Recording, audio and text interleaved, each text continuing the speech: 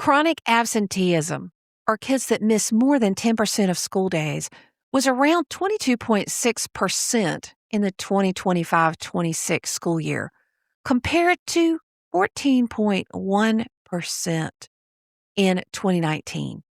Because we're trying to keep kids in school, many schools have taken a close look at their suspension policies, which often take troubled kids and send them away from school for even more time. But how can it be done? Today's guest shares how her middle school cut suspensions by 32% and worked with improving student absences. This is Fab Idea Friday, episode 974. This is the 10-Minute Teacher Podcast with your host, Vicki Davis. Today's show is sponsored by Ellis, a free tool from Children's Help Council that helps teachers think through tough student moments and find practical next steps. Tune in at the end of the show, and I'll tell you more about Ellis. Today we're talking with Dr. Leah Marsh, assistant principal at Niles Middle School in Ohio, named one of 3 finalists for the National Association of Secondary School Principals Middle Level Assistant Principal of the Year. Under her leadership, Niles Middle School has reduced suspensions by 32%, while increasing student attendance and engagement.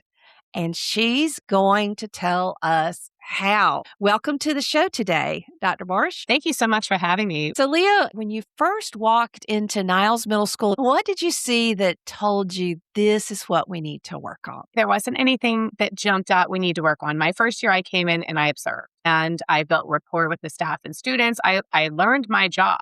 I didn't come here to make any changes, but there's a fabulous staff here and their priority really is the students. They were seeing that students were absent. We needed to find out the why. Students had some behavior issues. You got to get to the why they're acting this way.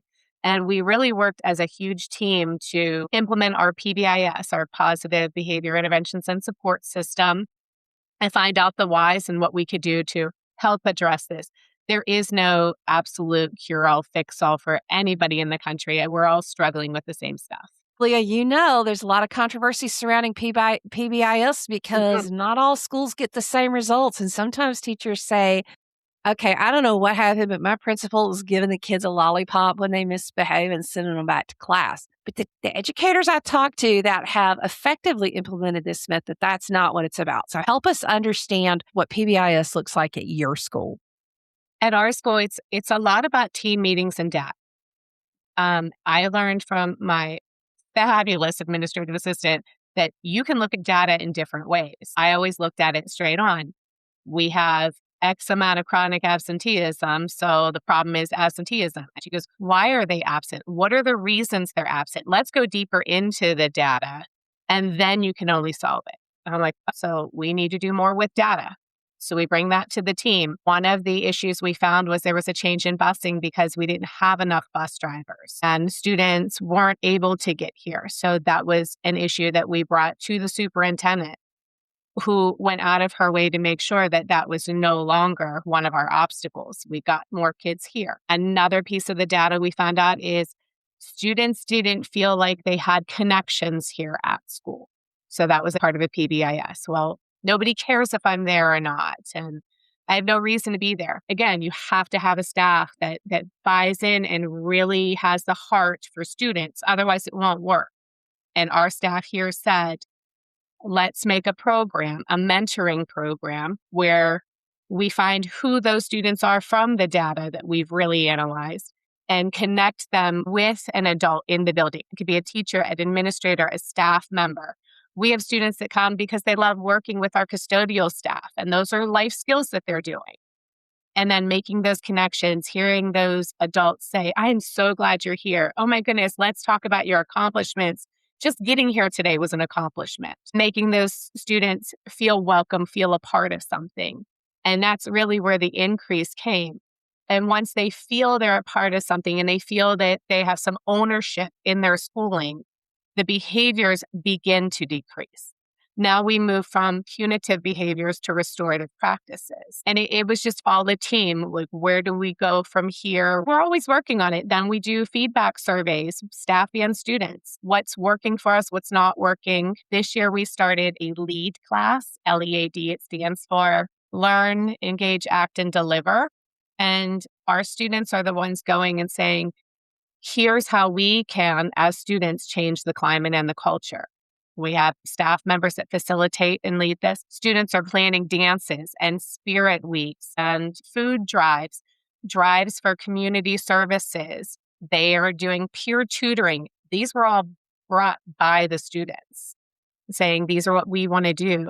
So PBIS started with an initiative and turned into such fabulous things that the school is doing, all because we have buy-in from staff and students. We have to relate to educate. What you're saying reminds me of an award-winning principal from some years back in my interviews, Nancy Blair, and she had everybody at the school list every single student they could think of in 5 minutes, and they identified the students that nobody listed. And you're really doing that by figuring out who can these kids connect with, who can they relate to. Kids want to know they matter. Adults want to know they matter. Do you feel like that even your custodial staff and your lunchroom and all on your campus feel like they have more purpose because they're needed to connect with kids? I feel like they appreciate coming here more because it's not just a job. It is the connections. It is the relationships. I've had multiple staff members, including our cafeteria staff, get very excited and realize their purpose when they get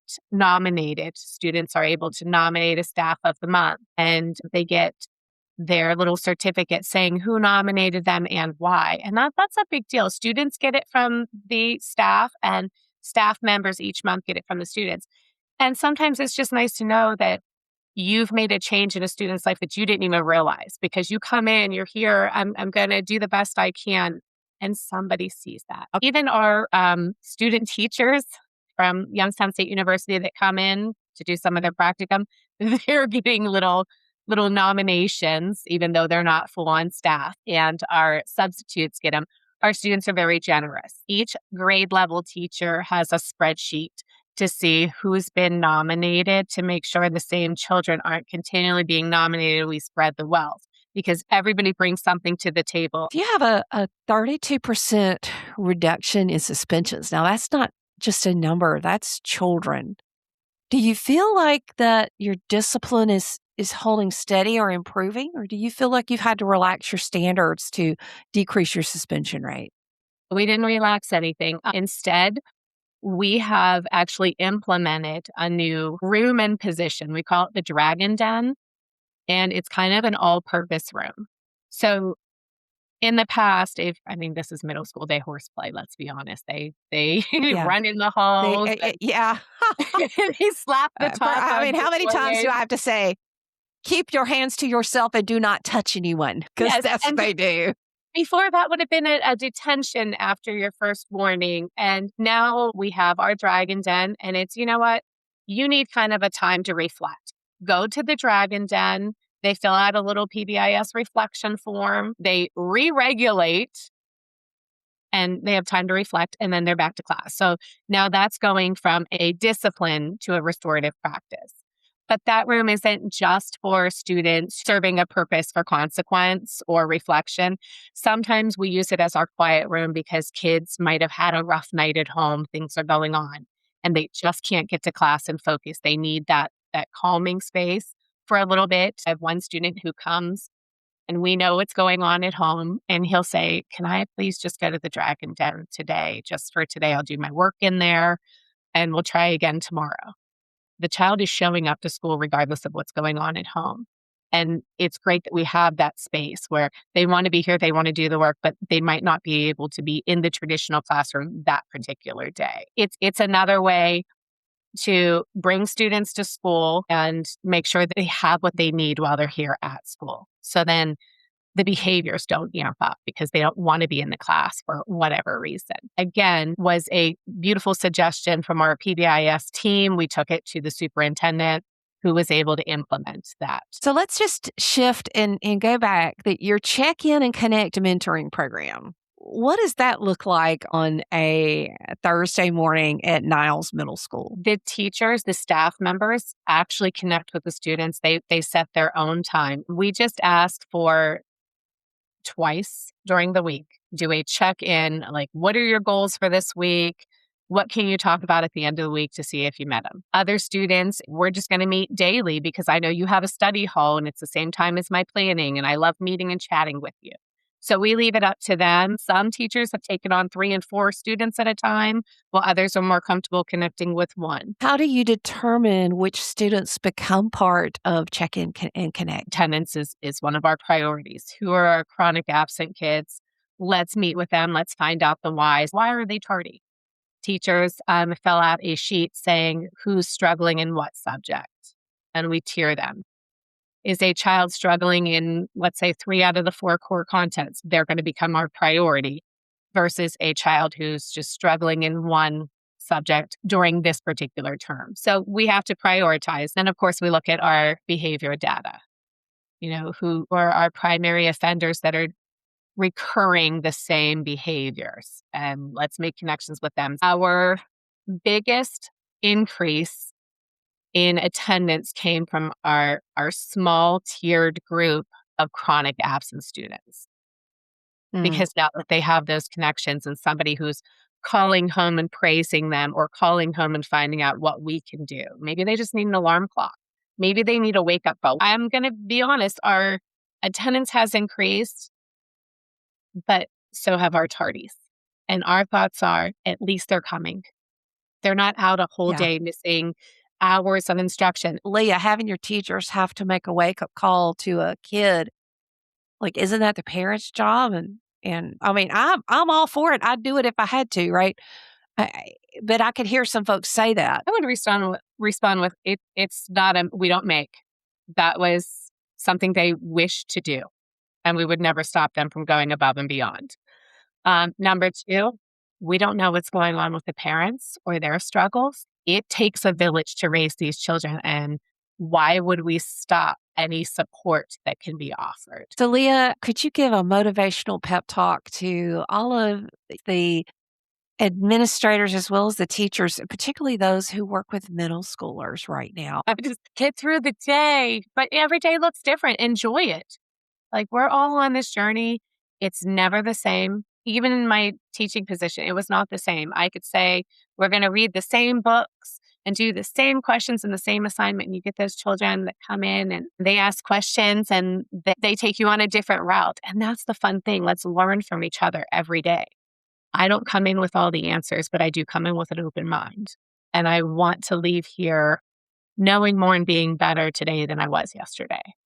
Because that's our goal. I love that. Knowing more and being better. The person who got me into teaching said great teachers and great educators are repeaters. Knowing more and being better. That's a great one to repeat. Dr. Leah Marsh, assistant principal at Niles Middle School in Ohio. Thanks for coming on the show. Thank you for having me. Thank you, Ellis, for sponsoring this week's shows on the 10-Minute Teacher. Ellis is a free tool for K-12 educators from the Children's Health Council. Here's how it works. You type in what actually happened with a student, what you saw, what you already tried, and where you're stuck.